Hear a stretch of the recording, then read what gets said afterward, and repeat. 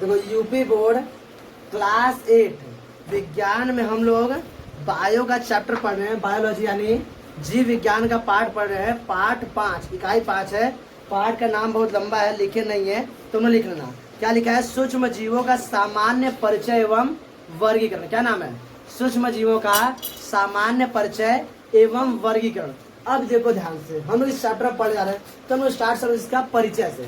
पाठ परिचय, पाठ परिचय। अब ध्यान देखो, जब हम अपने आस पास चारों ओर अपनी नजरों को दौड़ाते हैं तो हम ढेर सारे जीवों को यानी सजीवों को देख पाते हैं। सजीव क्या होते हैं?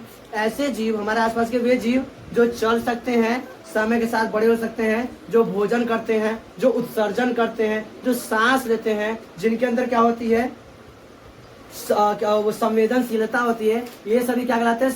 सजीव कहलाते हैं। तो हमने आसपास ढेर सारे सजीवों को देख पाते हैं। ये कौन कौन सजीव? जैसे गाय हो गया, कुत्ता हो गया, धरती पर, सूखी धरती पर रहने वाला सबसे बड़ा जीव हाथी हो गया, पूरे धरती पर रहने वाला सबसे बड़ा जीव कौन हो गया? ब्लू व्हेल हो गया, छोटी सी चींटी हो गई। ये सभी क्या होते हैं? हम लोग अपने आसपास जीवों को, सजीवों को देख पाते हैं। ये सभी क्या होते हैं? सजीव होते हैं। इतना हम लोग देख पाते हैं।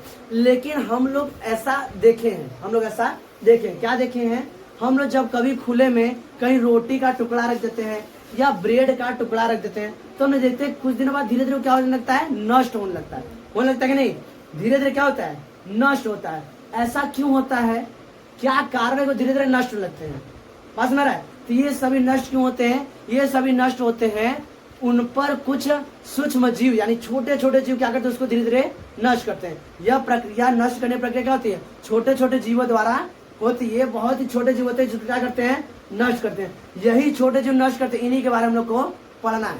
फिर से समझो देखो क्या करना है। तो परिचय को जब हम अपने चारों ओर अध्ययन करते हैं तो हम अपने चारों ओर विभिन्न प्रकार के सजीवों का देख पाते हैं। जैसे गाय हो गया, कुत्ता हो गया, हाथी, ब्लू व्हेल, चींटी, इन सभी सजीवों को देख पाते हैं। लेकिन जब हम किसी रोटी या ब्रेड के टुकड़ों को खुले में छोड़ देते हैं तो हम देखते हैं कि यह टुकड़ा धीरे धीरे क्या होने लगता है? नष्ट होने लगता है। क्यों नष्ट होने लगता है?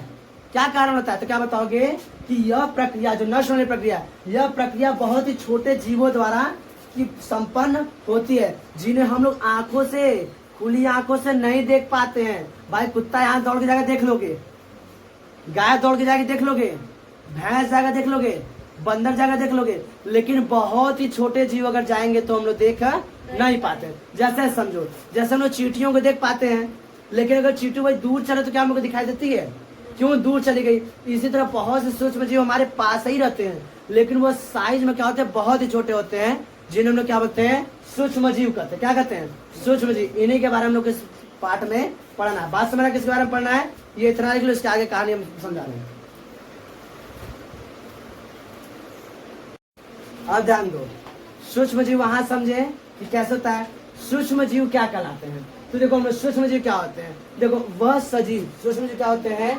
वह सजीव जो बहुत ही छोटे होते हैं, बहुत ही छोटे, इतने छोटे होते हैं कि हमें अपनी खुली आंखों से दिखाई नहीं देते हैं। खुली आंखों दिखाई देते हैं। इस समय हमारे हाथ पर न जाने कितने सूक्ष्म जीव हैं, लेकिन क्या हम लोग उन्हें देख पा रहे हैं? नहीं देख पा रहे हैं। हमारे आसपास यहाँ पर हवाओं में न जाने कितने सूक्ष्म जीव हैं, दिखाई दे रहे हैं? नहीं। छींकते हो तुम लोग? छींक आते नहीं? छींकते हो? अरे छींक देते यहाँ पर एकदम भयंकर वाला तुम लोग। इतना छींकते हो, इतना छींकते हो। तो जब छींक आते छींक देते हो ना, तो कभी कभी हाथ रख के छींकते तो हाथ पर क्या होते हैं? ढेर सारे वाटर के पार्ट क्या होते हैं? जल की बूंदे से आ जाती है, दिखाई देती है। इन जल की बूंदों में न जाने कितने क्या होते हैं? नहीं बैठ जाओ। न जाने कितने क्या होते हैं? सूक्ष्म जीव होते हैं। न जाने कितने सूक्ष्म होते हैं, लेकिन हमारी खुली आंखों से दिखाई नहीं देते हैं। अब ध्यान दो, तो उन्हीं को क्या बोले? सूक्ष्म जीव। तो क्या होता है? वह सजीव जो बहुत ही छोटे होते हैं, इतने छोटे होते हैं कि हमारी नग्न आंखों से दिखाई नहीं देते हैं। इन्हें देखने के लिए सूक्ष्मदर्शी का उपयोग करना पड़ता है। क्या करना पड़ता है? सूक्ष्मदर्शी का उपयोग किया जाता है। इन अति सूक्ष्म जीवों को ही सूक्ष्म जीव कहते हैं। क्या बोलते हैं? ये बहुत ही छोटे जीव क्या बोलते हैं? सूक्ष्म जीव कहते हैं। अब देखो थोड़ा सा इसके बारे में यहाँ पर स्टार बना के लिख लोगे, हाईलाइट कर लोगे। सूक्ष्म जीवों का अध्ययन माइक्रोबायोलॉजी कहलाता है। इसको अंग्रेजी में लिखना है। सूक्ष्म जीवों का अध्ययन करते हैं क्या बोलते हैं? माइक्रोबायोलॉजी। क्या बोलते हैं? माइक्रोबायोलॉजी। सूक्ष्म जीवों को सर्वप्रथम एंटोनी वॉन लीवेनहॉक ने देखा था। एंटोनी वॉन लीवेनहॉक ने स्वनिर्मित सूक्ष्मदर्शी से देखा था। देखो यहाँ पर थोड़ा सा कॉन्ट्राडिक्शन है, मतलब कि अपवाद है। सूक्ष्म जीवों को सर्वप्रथम एंटोनी वॉन लीवेनहॉक ने देखा था। इनके साथ एक रॉबर्ट हुक भी थे। रॉबर्ट हुक जो देखे थे ये 1665 में। कब देखा था? 1665 में से लेके 1665 से लेके 1683 के बीच में ये सब इंसिडेंट हुआ था।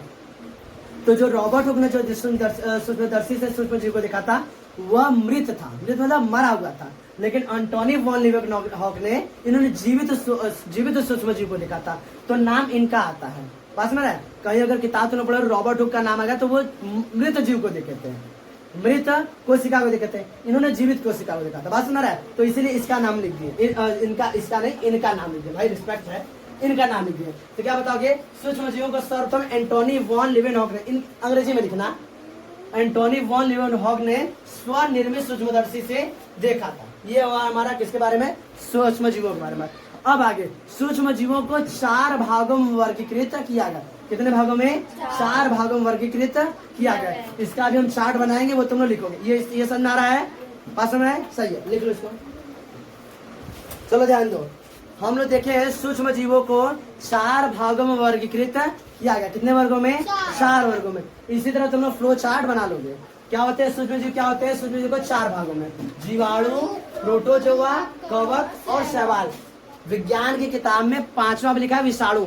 विषाणु को हम जब पढ़ाएंगे तो हम समझाएंगे कैसे वह सूक्ष्म जीवों में उसको नहीं रखा गया है।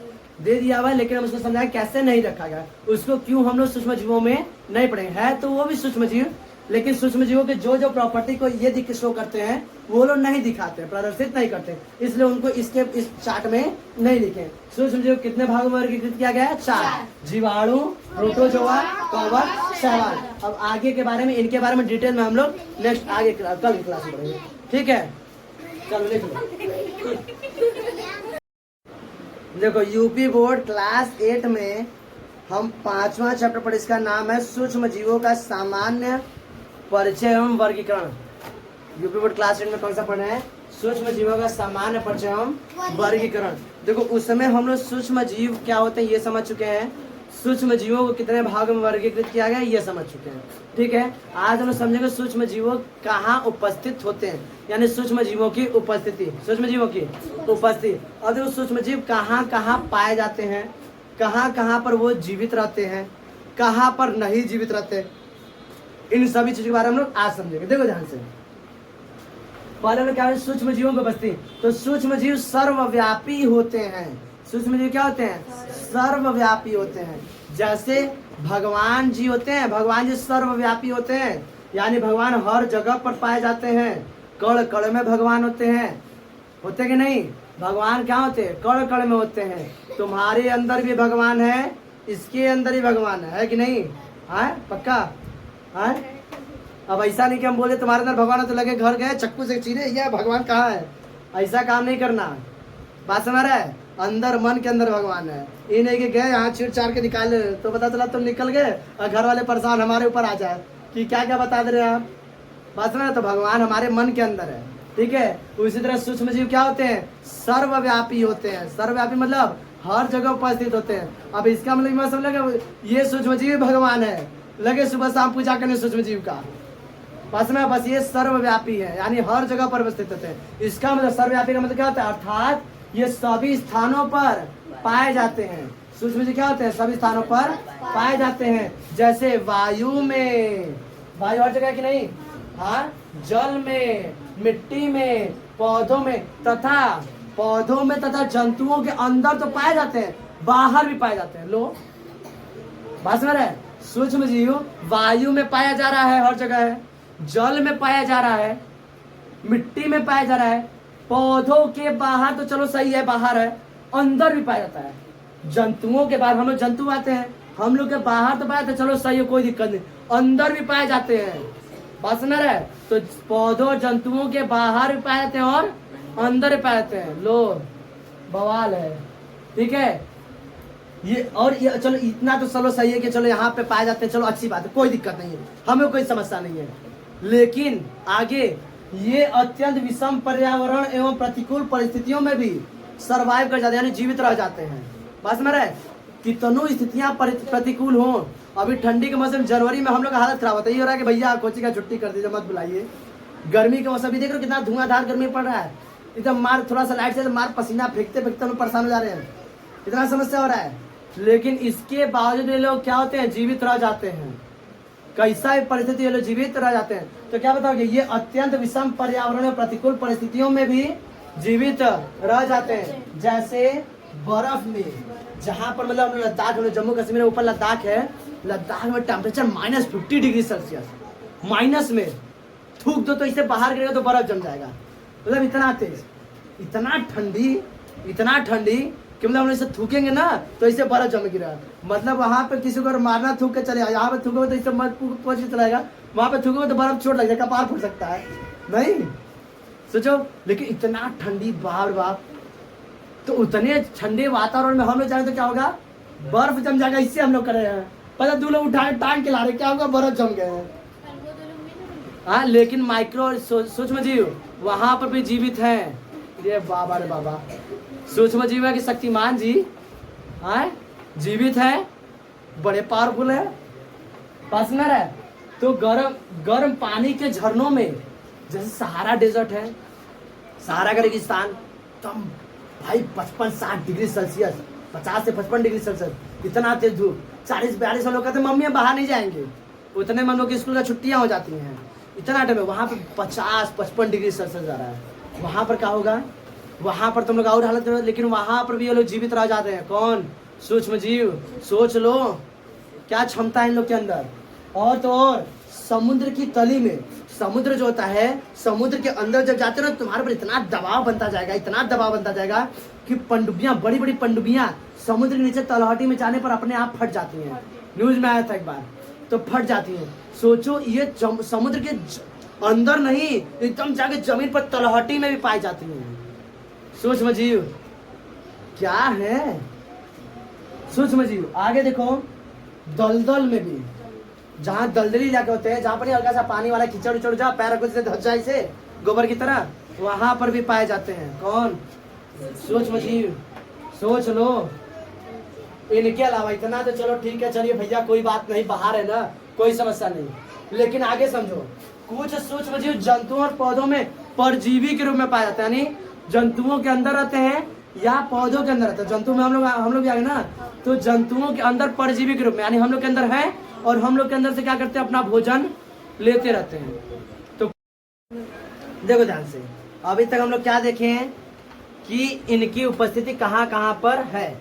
अब देखो, हम क्या बताएं कि कुछ सूक्ष्म जीव ऐसे होते हैं जो जंतुओं तथा पौधों के अंदर परजीवी के रूप में उपस्थित होते हैं। तो ये जो लिखे हुए हैं, इससे क्या करो, तुम लोग स्टार बना के लिख लो और हाईलाइट कर लोगे।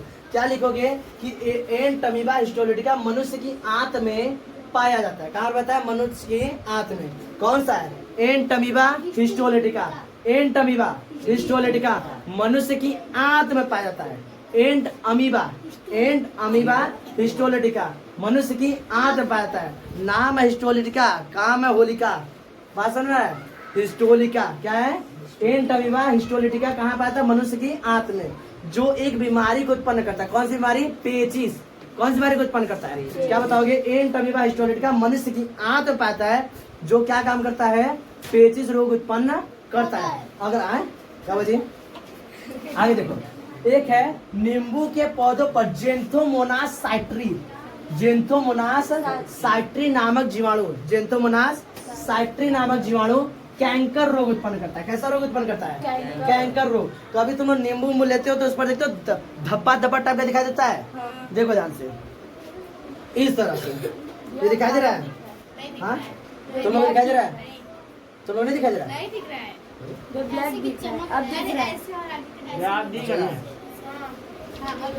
ये दिखाई दे रहा है। तो ये देख लो, इस पर धब्बा धब्बा दिखाई दे रहा है। यहाँ पे ये जहाँ पर हमारा माउस दिख रहा है, यहाँ पे ये कोई दिक्कत नहीं, यहाँ दिख रहा है कि नहीं। तो ये जो हुआ धब्बे धब्बे जो लगे ना, ये इस पर तो होता ही, इसके साथ साथ पत्तियों पर भी, देखो पत्तियों पर भी दिखा रहे हैं।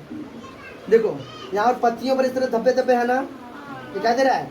तो पत्तियों पर भी और नींबुओं पर भी ये किसकी वजह से होता है, कौन से रोग, किसकी वजह से रोग उत्पन्न होता है, जेंथोमोनास साइट्री, जेंथोमोनास, हाँ जैंथोमोनास साइट्री नामक जीवाणु कैंकर रोग उत्पन्न करता है, जिसकी वजह से नींबुओं पर, हाँ, जिसकी वजह से क्या होता है, नींबुओं पर धब्बे टाइप के आते हैं, पत्तियों पर आते हैं। तो ये एक बीमारी, इसका नाम है कैंकर। किसके वजह से होता है? जैंथोमोनास साइट्री। ये सब एमसीक्यू में क्वेश्चन बहुत ज्यादा बनते हैं, इसको लिख कर क्या कर लोगे, हाईलाइट कर लोगे, कोई दिक्कत इसमें। अब नेक्स्ट हम लोग पढ़ा जीवाणु यानी बैक्टीरिया के बारे में। किस बारे में पढ़ा है?